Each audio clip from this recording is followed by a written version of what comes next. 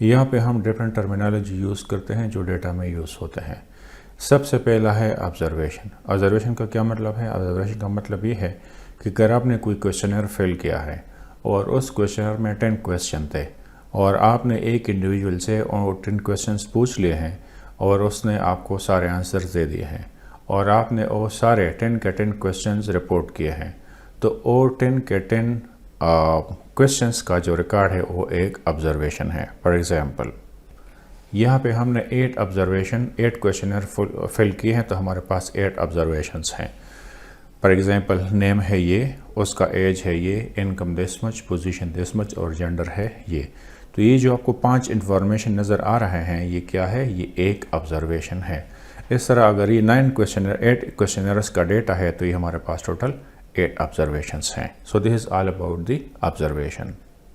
इसके बाद है वेरिएबल। तो वेरिएबल क्या चीज़ है?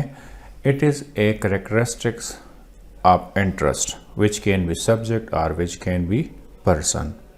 ये इसका है डेफिनेशन, और अगर आपको एग्जांपल चाहिए तो देख लें।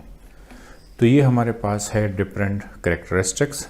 As is a characteristic, income is a characteristic, position is characteristics और जेंडर हमारे पास क्या है? ये भी एक कैरेक्टरिस्टिक है। तो ये हमारे पास टोटल कितने कैरेक्टरिस्टिक्स है? 1, 2, 3 एंड 4। आप नाम चाहे तो नाम को भी कैरेक्टरिस्टिक्स में डाल सकते हैं। तो ये आपके पास, अगर आप इसको 5 कैरेक्टरिस्टिक्स कंसिडर कर लें तो ये आपके पास 5 वेरिएबल्स बन गए हैं। इसके बाद हमारे पास है डेटा सेट। डेटा सेट क्या चीज़ है?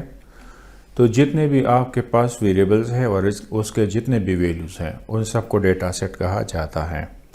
फॉर एग्जांपल ये हमारे पास जो है एक्चुअली 4 वेरिएबल्स हैं जो कि है एज, इनकम, पोजीशन और जेंडर, ठीक है। और ये हमारे पास है 8 ऑब्जर्वेशंस, ठीक है। तो हर एक वेरिएबल के 8 वैल्यूज़ हैं।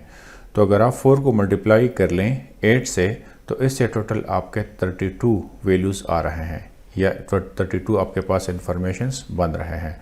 तो ये एक पूरा डेटा सेट है, इसमें सारे वेरिएबल्स और सारे जो है ऑब्जर्वेशंस ये इंक्लूड होते हैं। तो इसको कहा जाता है क्या चीज़? Data set.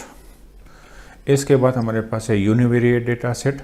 अगर आपके पास एक ही वेरिएबल है तो उसको यूनिवेरिएट कहा जाता है, 2 वेरिएबल है तो उसको बाईवेरिएट कहा जाता है, और अगर वेरिएबल ज़्यादा है तो ये हमारे पास मल्टीवेरिएट। तो हमारे पास जो केस है ये मल्टीवेरिएट है क्योंकि इसमें वेरिएबल ज़्यादा है। अगर आप सिर्फ एज लें तो ये आपके पास है यूनिवेरिएट। अगर आप एज और इनकम लें तो ये बाईवेरिएट। अगर आप एज, इनकम, पोजीशन और जेंडर चारों के चारों लें तो ये मल्टीवेरिएट केस बन जाता है। तो this is multivariate data set.